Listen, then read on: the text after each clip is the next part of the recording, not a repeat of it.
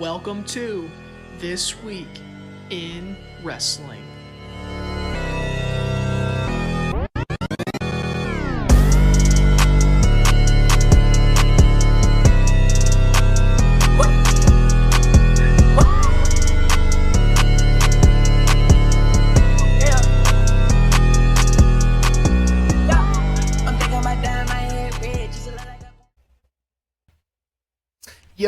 Yo, welcome to the Hard&Soft Pro Wrestling Podcast, another edition of This Week in Wrestling. You know who I am, Randall, always soft patchio, and I'm here with my co-host, Chris, always hard-hearting. Chris, how you doing, man? You know the name, Randall. How's it going today, dude? I'm doing great. Ready to talk about This Week in Wrestling, where we're going to go over the highlights and, everything kind of big that happened on Monday Night Raw, Dynamite, and Friday Night SmackDown. So, we'll just go ahead and kick it in right now with Monday Night Raw. Start it off. Seth Rollins actually came out to start the show off with a good promo talking about he's done with Riddle. He's moving on to bigger things. He wants a title shot, which caused Riddle to come out and cause interruption. They actually started brawling all over the place, which was pretty cool. So I'm sure we'll get another match with these two in the future here. And then Judgment Day actually came down to try to offer Riddle a spot in Judgment Day, but he refused. So, and that's kind of how that segment ended, and that all kind of then that kind of turned into Damage Control coming down, and they actually won the tag team titles, the women's tag team titles, Io Sky and Dakota Kai. I don't know, did you see any of that, Randall? Or Oh, hell yeah, dude. I got my TV on alert for any kind of women's match. So, yeah. It was kind of stupid. Like last week, the other team, Aaliyah and Raquel, won the titles, and then here we go, Damage Control's just winning the titles. Right? It's just like flip-flopping. But I guess they're trying to get him back on Damage Control, make him look strong. So, to be honest, I could really care less about all that. But, it kind of was a big highlight of the night. So, yeah, back to Riddle and Seth Rollins. I think that's smart booking by the WWE to really get Matt Riddle over. First they stick him with Randy Orton, and that's kind of he's elevated there, and now he's with Seth, so he's in good company to really become a name in the WWE. Yeah, which is good. He's a good wrestler. He's got a good look to him, good gimmick and everything like that. So he's probably going to just go higher and higher, maybe United States title at some point again. Actually, I think later on in the show, Seth Rollins and Bobby Lashley announced that next week they're going to have a United States title match on Raw. Ooh, Bobby Lashley. Yeah, right. I'm sure Seth will probably win that, actually.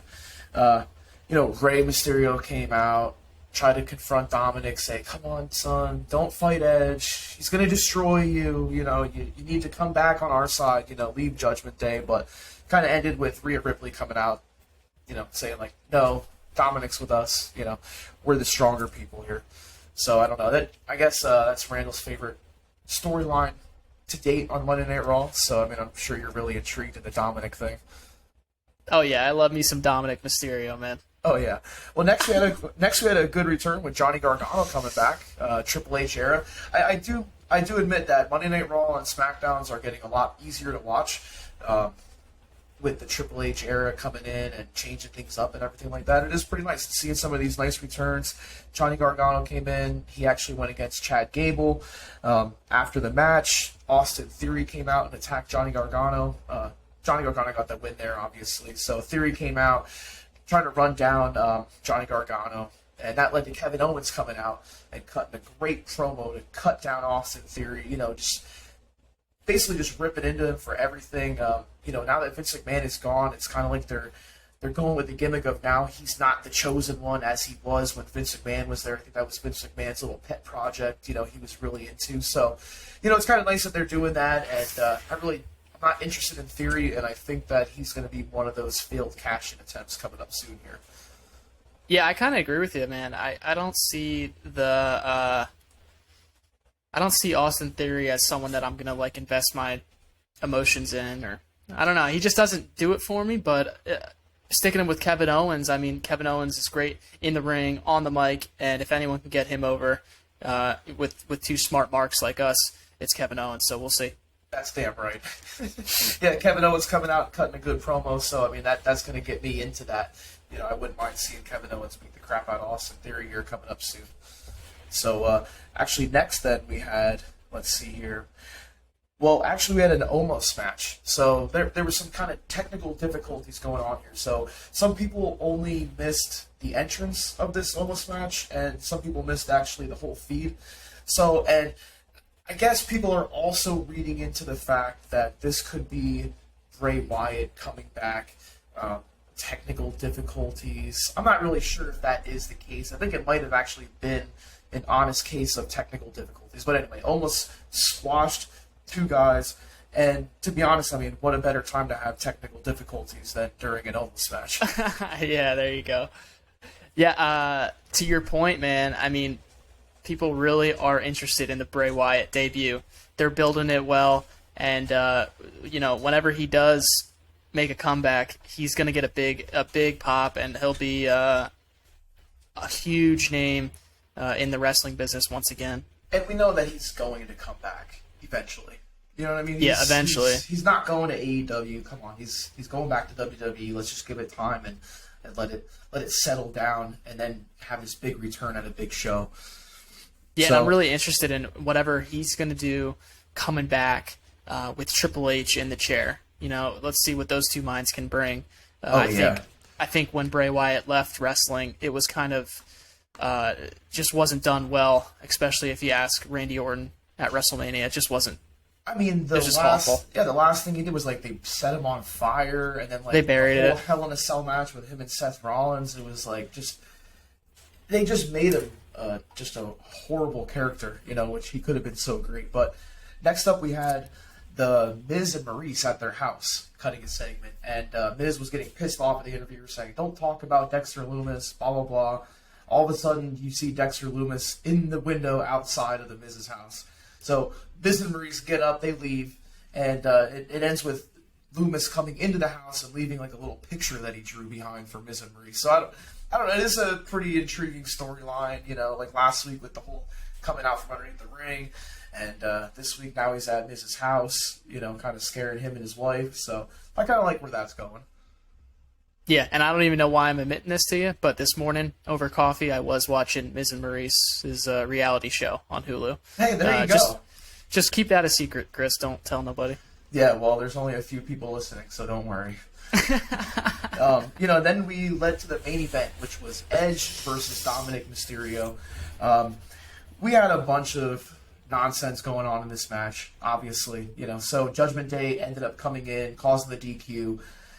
Basically, Raw went off the air with Judgment Day beating down Edge. So next week, I'm sure that's going to lead into some more of that storyline starting off the show.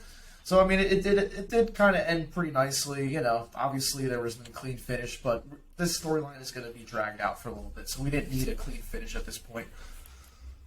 Yeah, obviously it wasn't time to pay off this feud by any means, but it did lack some kind of oomph to the ending of the show. But it's easy to follow, and I like that. It's classic heels versus baby faces, so not overcomplicated, but I think that having Edge in there is gonna be able to pull the load, and really they have 1,000 ways they can go with this. Yeah, that's so I like it. Yeah, we'll see where it goes next week. So then we kicked off Dynamite on Wednesday night. Pretty good show, Actually, I saw that they had a higher rating than they had with CM Punk on the show. So they were without CM Punk and without the Elite on the show, and they had a higher rating than they've had in a long time. So that kind of says something right there. I attribute that to MJF obviously coming back. He's so good. He's one of the biggest stars in the world today.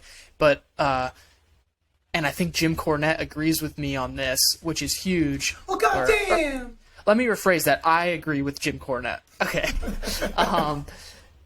Moxley's freaking promo that he cut on the AEW World Title, that it still means so much to him. It was the greatest Jon Moxley promo in the best time when AEW really needed it after all those suspensions, and I think that's a big contributing factor to that rating. Yeah, he made it seem like it's important, and you need to tune in and see what's going to happen. So the AEW Dynamite started off with Moxley versus Sammy Guevara. Great match. Obviously, I'm pretty sure people knew who's going to win both of these matches. It's kind of obvious, where they're going with it. But Moxley ended up winning, so he's going to go on to next week at the Arthur Ashe Stadium for the AEW World Heavyweight Title final match against whoever wins the main event later on in the show. So that was a pretty good match, though. Yeah, the only part I don't like about this whole tournament, and we'll get into Jericho and Danielson later on here, but I don't know. It's like you can already see that they're putting MJF versus Moxley. So it's like, if you're going to put all that TV time into MJF and Moxley, MJF has got the title shot later on whenever he wants it. And I guess Moxley's going to win the title next week on Wednesday. That's how they're building it. Yeah, and the weird thing is that he's going to be a 3-time AEW champion, and then he's just going to lose it shortly after that to MJF, maybe at Full Gear at the next pay-per-view. Yeah. It's kind of like, what are they doing here? But, I guess we'll have to wait and see next week, So next week should be a pretty good show. So later on in the show, they actually had MJF come down, cut a great promo about, how he's going to win the title, this and that. So, he always comes down and cuts a great promo. You can't really go wrong with a good MJF segment. Yeah, you're right. So, later on in the show, we had Keith Lee and Swerve, the AEW Tag Team Champions, come out, and they went against Phoenix and Penta, 2 of the 3 of the Trios Tag Team Champions. I really don't like that they had to put, both champions against each other, because the Trios champions, they just won the Trios tag titles last week, so they just got their first win. So now they're going against the AEW tag team champions, who are going into a big match next week. So it's like, who really needs this win? And then Penta and Phoenix lost, so it's like, they just won the titles last week, now they're losing this week. They could have put Swerve and Lee against anybody, any other tag team at this point, but it is what it is. So Swerve and Lee got the win, and then after the match, the Acclaimed came out, right? And let them know next week we're gonna get the tag champs. They did the "Scissor Me, Daddy, Please" thing, and I can't believe that stuff's even on TV. It's ridiculous. Was this match for the titles, for the tag team titles? Okay, no. So I think it was just a regular exhibition match. Right. If it was for the titles, I wouldn't like that booking, because that Penta and Phoenix are not going to win the tag titles. Since it wasn't a tag team title match, I like that. Swerve and Keith Lee, I'm big fans of Swerve and Keith Lee, and I think Phoenix and Penta come in and add that they're going to go out there and have a great match with a car crash of a match. They're going to do all their spots. But I think it was well done here. And, the Acclaimed come out and they build that. And I kind of like that. I think it's good booking. Yeah, I think next week the Acclaimed are going to win the titles. But the only thing about that is they're going to have a lot of title matches and title changes going on here next week, and they call it the Grand Slam. Every AEW Dynamite has, some kind of nickname anymore. It's like every week is some kind of different premium live event they're trying to do, like WWE or something. But, I guess it's good, though. It's good promotion. So, the final match, though, of Dynamite was pretty damn good. Chris Jericho versus Daniel Bryanson, or Bryan Danielson. Dude, I'm always messing that up. Get that flip-flop out of your mouth. Sassafras. Yeah, I can't get it right. I don't know what I'm doing wrong here. But great match between the two of them. Like I said, I kind of knew who was going to win this match.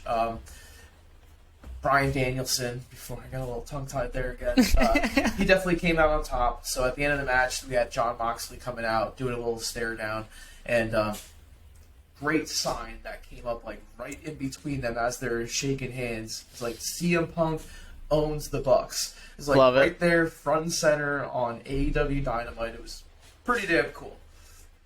Yeah, love it. And I can't say enough about this match, man. I watched it live, and it just was so classic. I don't want to go overboard here, but I think it's the match of the year for me. Dude, it was so good. Hard-hitting chops, so much realism in their match. Two dudes that are still on top of their game. And if you are not a fan of Chris Jericho at this point and you think he should retire, watch that match and go shove it up your ass, dude. He's still so good. And I disagree with Jim Cornette on that. And Cornette, if you're listening, well, goddamn, yeah, dude, it was so good. I mean, the chops, all the spots, the classic spots from Bryan Danielson, and then Chris Jericho. They did a spot where it was a suplex over the top, and Danielson injures his ankle, and then they just like key in on that. Jericho does classic heel stuff, gets the figure four on the ring post there. It was so good. Bryan was selling it so well. Dude, this was awesome. And then, yeah, Bryan goes over. And I like the booking here. Like, at All Out, Jericho goes over, and now Bryan goes over. They can do, like, clean finishes in the middle with no outside interference, and I like that. I think that's how wrestling should be. And, you had Jericho lose and you had Danielson lose, and it didn't matter, man. They're still more over than they were before, I think. And then, yeah, Moxley comes down, so that's going to be a great main event for this Wednesday. Next week at Arthur Ashe Stadium. Be a good title match, that's for sure. I'm going to go and say that I think Bryan Danielson's going to win that match. I think just call him Daniel Bryan. Title. Yeah, I might as well. Just do it. It really doesn't matter at this point. I'm going to go ahead and say he's going to win the title. I think Mox has had it twice already. I don't think they want to just put it on him just to be another interim champion, in between him and MJF. I think they're going to give it to Bryan and let him run with it until Full Gear, and then I think him and MJF are going to have a match, and Bryan will put him over right there. And then I think that's going to be like a year-long maybe title run with MJF possibly. Yeah, we'll have to wait and see. I hope that if they do that, because it's just weird, they spent all that and invested all that TV time into Moxley and MJF. I hope that if Danielson does win it this Wednesday, it's a clean finish. I think he deserves that. No matter who wins that match, it needs to be clean. It needs to definitely... The way that the title's been flip-flopping lately, they need to make whoever wins this title, they are the champion, and there's no questions asked about it. I agree. Yep. So then moving on to SmackDown. We had a pretty good SmackDown. Pretty crazy announcement in the beginning. It's like Logan Paul's coming out saying that he's going to be able to beat Roman Reigns. And actually, I guess they're going to have a match at Crown Jewel. But this led to Heyman coming out with the rest of the bloodline. Not Roman Reigns. He wasn't there that night. But, the Usos, Sami Zayn, Solo, and, just confronting him saying, you have no chance against Roman Reigns. And, Logan Paul was just saying it only takes one shot, blah, blah, blah. And he actually got a good shot on Sami Zayn in the middle of the ring. So that was pretty cool. And then the Ricochet came down, I think, during all this, and it ended up turning into a match with Ricochet and Sami Zayn. Definitely a good segment. I like that. I like the angle with Logan Paul. It's kind of cool. For being the celebrity guy, he's actually not bad in the ring. So obviously he's not going to beat Roman Reigns. And this match is going to happen at Crown Jewel, which really means nothing. You know that the Crown Jewel pay-per-views mean absolutely nothing. So they can throw Logan Paul in there to get a big name, a big response, and people will love it. And, Roman Reigns is going to come out on top as the tribal chief. So, what do you think of that angle going on here? I think it's an interesting angle. I think as wrestling fans, we're kind of protective of outside people coming in. So for us, it's like tough. Okay, like Logan Paul's already getting a title shot. I guess you could think of it that way. But I think, man, in reality, if we step back and look at this, he had a great performance at WrestleMania. He showed that he cares about it. Yeah. He didn't come out and just do a couple things. Like, everything made sense, and it seemed like then at SummerSlam, he really stole the show, man. Him and Miz went out and really did really well. So it seems like Logan's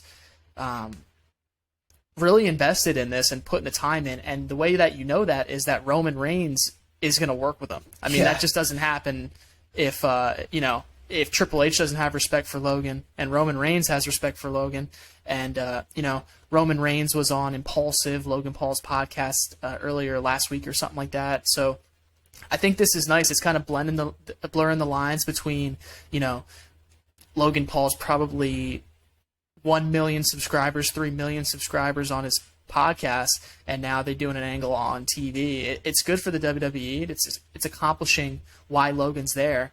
But then at the same time, you have Logan come out, cut a good promo, and you get the big return from Paul Heyman. And Paul's so good, man. Like, Oh yeah. He's telling Logan that he shouldn't wrestle Roman Reigns, but he's like secretly, before you even know it, putting him over. He's like, I don't care if you fought the greatest boxer of all time. I don't care that you are revolutionizing the fight game with your brother. Like, he's like putting him over without you even realizing it, you know, making you care about it. He's so good. And then you can see the crowds popping for Sami Zayn. It seems like Sami's having, climbing back up in the ranks. And I think it was really well done. And the thing I liked most about it, I'll stop talking here in a minute, but I think Logan said something really cool in his promo that put it all in perspective. It only takes that one shot. What if I land that one shot? And that's enough story for me, because in this match that we see in Crown Jewel, it's going to be Roman Reigns trying to smash Logan Paul, but all Logan Paul needs is that one shot. You'll have probably some cool false finishes. Oh yeah. I don't know. Maybe we'll have to get a bet going that, if Logan does go over, I don't know. We'll see. But I mean, there's no way. So there's absolutely no way. But it definitely is a cool angle going on here. It's a cool angle. I like it. Yeah. And Paul Heyman did great. Oh yeah, Paul Heyman. He's gonna make anything great. It doesn't really matter what you give him. He's gonna make it look awesome.